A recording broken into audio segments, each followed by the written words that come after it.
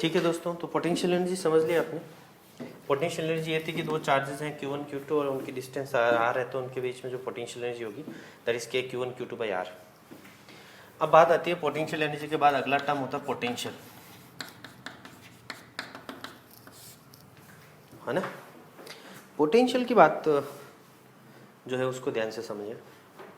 Potential और potential energy में कुछ खास फर्क है नहीं, वो छोटा सा फर्क है। और ये पोटेंशियल आपके जो इलेक्ट्रिकल की टर्म में बड़ा पॉपुलर टर्म है। मतलब कभी कोई बोले कि वोल्टेज बोले तो पोटेंशियल बोले तो एक ही बात होती है। और वोल्टेज बड़ी कॉमन, आप घर में भी यूज़ करते हैं उसको भी, 240 वोल्ट पे बिजली आती है। तो इसका प्रैक्टिकल मीनिंग समझे क्या, इतना ही है इसका प्रैक्टिकल मीनिंग कि जब भी कोई चार्ज है, ठीक है, और अगर आप किसी चार्ज को इसके इन्फ्लुएंस में ला रहे हो, आर डिस्टेंस पे लाके उसको रखे हो, अगर वो चार्ज यूनिट कूलम रहा, if that charge is of magnitude 1 coulomb, तो उस टाइम उस पे जो पोटेंशियल एनर्जी होती है वही पोटेंशियल कहलाता है। उसी को इलेक्ट्रिकल पोटेंशियल बोलते हैं, इलेक्ट्रिक पोटेंशियल। मतलब इतना ही है कि आपको मालूम होगा, मैंने इलेक्ट्रिकल फोर्स और यहाँ पे मुझे इन दोनों टर्म को डिस्टिंग्विश करना चाहिए। इलेक्ट्रिक फील्ड को मैंने डिस्टिंग्विश किया था। मैंने कहा इलेक्ट्रिकल फोर्स क्या है, आपने कहा कि एक चार्ज Q1 है और एक चार्ज Q2 है, तो ये Q2 पे Q1 कितना फोर्स लगा रहा है वो ऐसे डिफाइन किया जाएगा K Q1 Q2 by R square. याद आ रहे हैं वो लम्हे ऊपर जो हमने कूलम्स लॉ में बताए थे। ओके,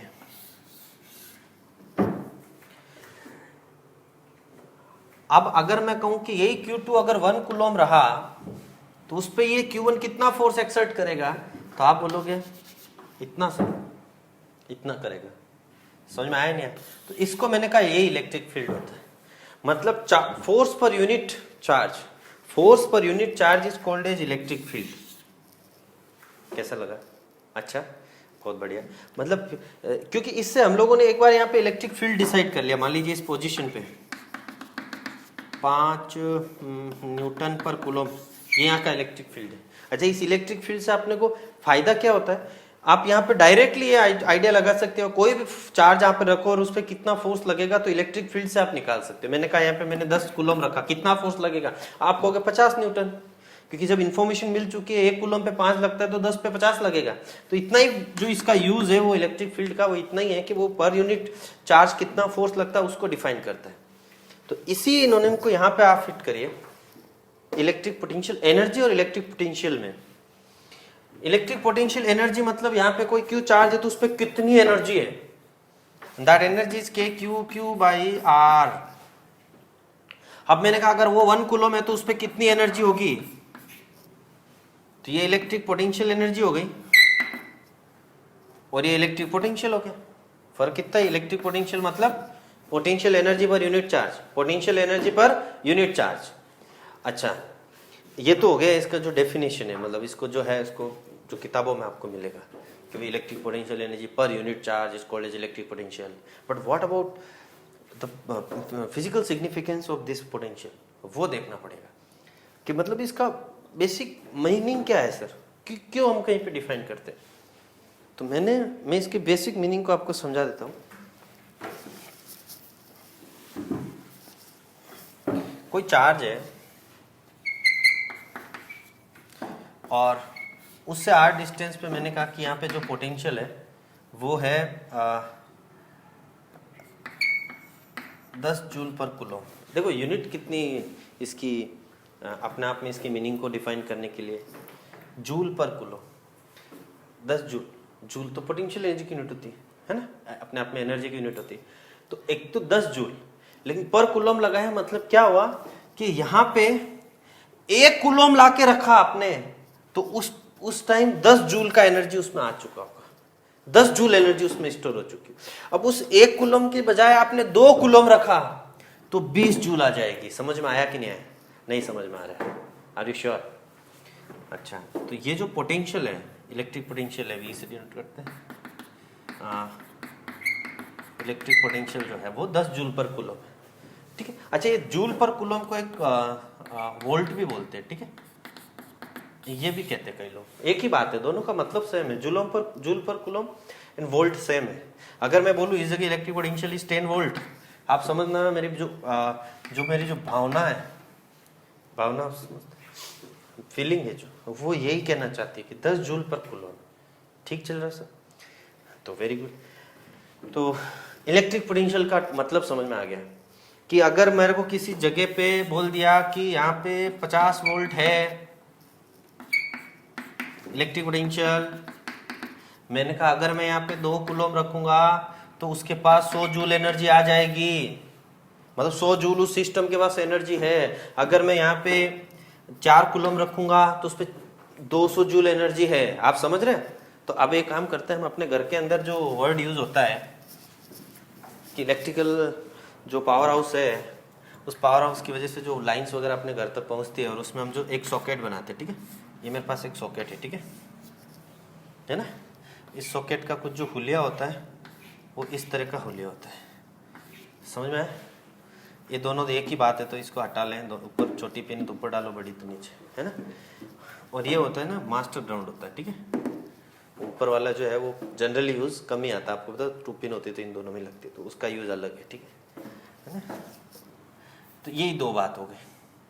तो इन 2 तारों का मतलब समझिए, ये तो वो होता है जो किसी हाई क्यू से जुड़ा रहता है, और ये वो होता है जो ग्राउंडेड रहता है, ठीक है। आप समझ नहीं रहे हो, ये जो है वो ग्राउंडेड है। इसका मतलब है कि घर में जो 2 पिन है, ये जो है उसमें एक पिन में मैं हाथ लगाऊंगा तो करंट नहीं आएगा, लेकिन आप ट्राई नहीं करें ऐसा, पता चला पहले गलत ट्राई हो गई तो फिर दूसरी बार आप ट्राई करने लायक नहीं बचोगे, तो ऐसा ट्राई नहीं करें। बट ये है कि एक तार रहता है वो डायरेक्ट ग्राउंड से ही जुड़ा रहता है, ठीक है, बहुत खुशी की बात है। लेकिन दूसरे के पास पोटेंशियल रहता है ना, दूसरे के पास क्या रहता है? पोटेंशियल। अब मान लीजिए उस जगह लिखा है 240 वोल्ट, देख तो समझ रहा है ना मेरी बात, उस जगह लिखा है मतलब कि 240 वोल्ट सप्लाई कर रहा है। इसका मतलब ये हुआ कि यहाँ पे अगर मैं 1 कूलम चार्ज रखूंगा तो उसको 240 जूल से झटका मिलेगा, मतलब उसको जो थ्रो किया जाएगा that energy is 240 joule, because वो इतना उस जगह का वैल्यू है। अगर मैं वहां पे लाके 1 कूलम रख दूं ना, तो 1 कूलम को पकड़ के रखूंगा तब तक ठीक है, अगर छोड़ दिया मैंने तो 240 जूल का झटका लगने वाला उस पर, तो जिंदा है कि नहीं है? ठीक है दोस्त, श्योर। अच्छा, तो अगर मैं वहां 1 की बजाय 2 कूलम रखूं तो जाहिर सी बात है कि उसको 480 जूल का झटका लगेगा। तो कहने का मतलब है कि उस जगह स्टोर्ड एनर्जी क्या है, उस जगह कितना इन्वेस्टमेंट हो सकता है, उस जगह अगर मैं 1 कूलम रखूं तो उसको कितना एनर्जी मिलेगा, 2 कूलम रखा तो कितना एनर्जी। वोल्टेज डायरेक्ट इस चीज को स्पेसिफाई कर रहा है। अब मान ले तूने उसको, इससे तूने क्या करा कि मिक्सर जोड़ा, मान लीजिए तूने वहां पे मिक्सचर जो है वो उसको कनेक्ट किया, तो मुझे बता, तू मिक्सचर तो लो पावर कंजप्शन का अप्लायंस है, तो उसकी मान लीजिए उसको 1 सेकेंड में ना, फॉर एक पर्टिकुलर टाइम पे मतलब 1 कूलम ही चाहिए, मान लीजिए उसको पर यूनिट टाइम में उसको 1 कूलम ही चाहिए, तो एक पर्टिकुलर यूनिट टाइम में उस मिक्सचर ने तेरा कितना एनर्जी, मतलब घर में तेरे को जरूरत पड़ा 240 ओनली। अब इंस्टेड ऑफ मिक्सचर तूने वहां ऐसे जोड़ दिया, है ना, ऐसे मतलब अपना जो है कूलिंग सिस्टम, ठीक है। उस परिस्थिति में आप बताइए क्या वो मिक्सचर जितना ही पावर खाएगा? नहीं ना। उसको मान लीजिए एक पर्टिकुलर यूनिट टाइम में 10 कूलम चाहिए, तो जाहिर सी बात है कि उसी टाइम में जिसमें मिक्सचर जो 240 जूल से मेरा काम चल जा रहा था, उसी मिक्सचर की जगह एसी ने 2400 जूल एनर्जी कंजप्शन। तो अगर आप मिक्सचर चलाओगे तो पर यूनिट टाइम में 240 जूल के हिसाब से बिल बनेगा, अगर आप एसी चलाओगे तो पर सेकंड में 2400 जूल के हिसाब से बिल बनेगा। नहीं, आप मेरी बात को आप समझ रहे हैं?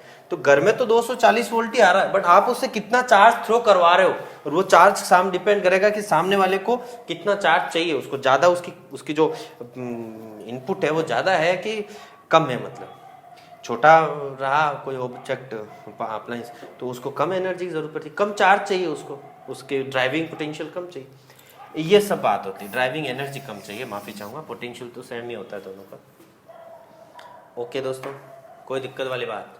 बहुत सुंदर, बहुत बढ़िया। अच्छा, जरूरी नहीं अपने घर में हर एक ऑब्जेक्ट जो है वो 240 वोल्ट पे ही काम करेगा, कुछ ऐसे ऑब्जेक्ट भी है जिनको कम वोल्ट चाहिए होता है। मतलब चाहते हैं कि 1 कूलम जो है ना 240 जूल से आए, पर कूलम चार्ज जो है 240 जूल से आए तो आपको 240 वोल्ट लगाना पड़ेगा।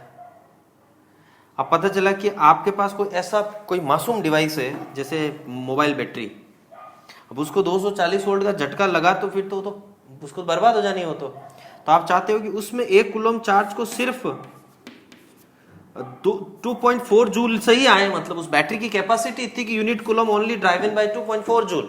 तो उस सिचुएशन में आप क्या करो, इस वोल्टेज को चेंज करो। जो घर में एक डिफॉल्ट वोल्टेज आ रहा है ना, द वोल्टेज इज 240 वोल्ट, आप उसको ट्रांसफॉर्मर से कन्वर्ट करो और उसको 2.4 वोल्ट में करो, और ये काम वो करता है जो आपका चार्जर होता है।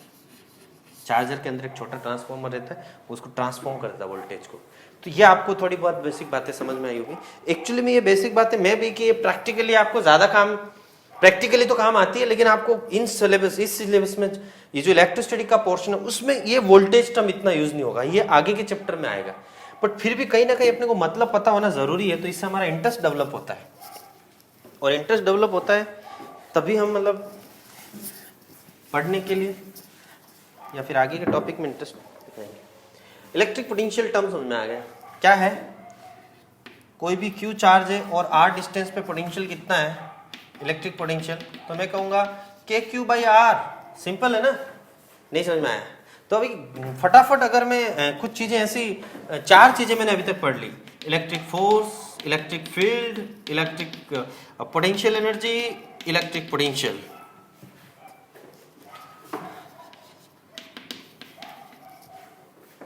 अब कोई बोलेगा कि ये क्या है, तो मैं कहूंगा कि 2 charges Q1 and Q2 separated by distance R, then force exerted on Q2 is equal to KQ1 Q2 upon R square. What is electric potential energy? If that Q2 is unit coulomb, then potential energy is KQ/R square. What's potential energy over here? If Q2 charge is there, then potential energy क्या है? तो मैं कहूंगा कि electrical potential energy is equal to KQ1 Q2/R। मतलब force वाले formula में R square था, इसमें R। मैंने कहा व्हाट इज इलेक्ट्रिक पोटेंशियल, आपने कहा instead of Q the value of Q2 is unit coulomb, then in this situation जो पोटेंशियल एनर्जी आएगी that is called as electric potential. आपको समझ में नहीं आया? पक्का? बहुत सुंदर। ये चारों चीजें जो अब तक मैंने समझाई, ठीक है, बहुत बढ़िया।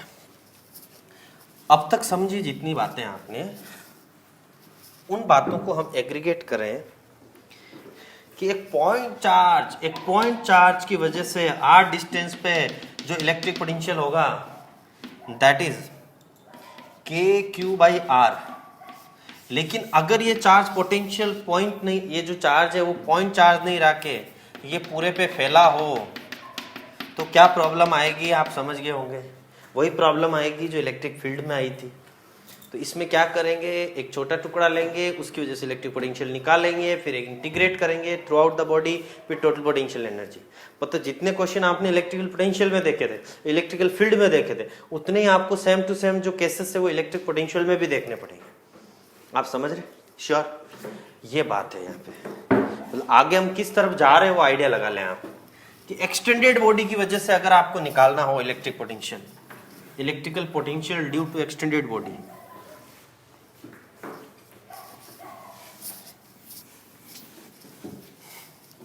Electric potential due to extended body अगर आपको निकालना है तो आप कैसे निकालेंगे? क्या करना, मान लीजिए एक्सटेंडेड बॉडी चार्ज है, उस पर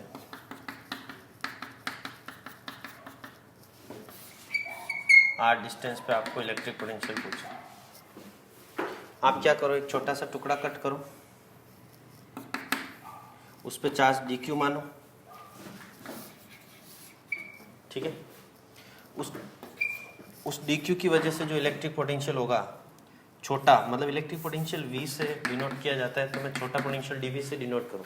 इलेक्ट्रिक पोटेंशियल एनर्जी U से और इलेक्ट्रिक पोटेंशियल V से, तो छोटी एनर्जी du से और छोटा पोटेंशियल dV से। सो dV कहूँगा मैं K dq/x। फिर किसी ने V बोला तो मैं कहूँगा ठीक है, वो इंटीग्रेट कर लो, छोटे छोटे टुकड़े through out the body cut करके इंटीग्रेट कर लो, you'll get complete voltage of this body at this point, है ना? समझ में आ रहा है? करना शुरू करें। तो ये जो बॉडीज़ है जो मैंने एक्सटेंडेड बॉडीज़ ले, ये वापस उसी टर्म में उसी मैनर में लेते हैं। पहले एक रॉड लेंगे, फिर एक रिंग लेंगे, फिर डिस्क लेंगे, है ना, फिर स्फीयर लेंगे, सिलेंडर लेंगे, जिंदा है कि नहीं, वही काम करेंगे वापस।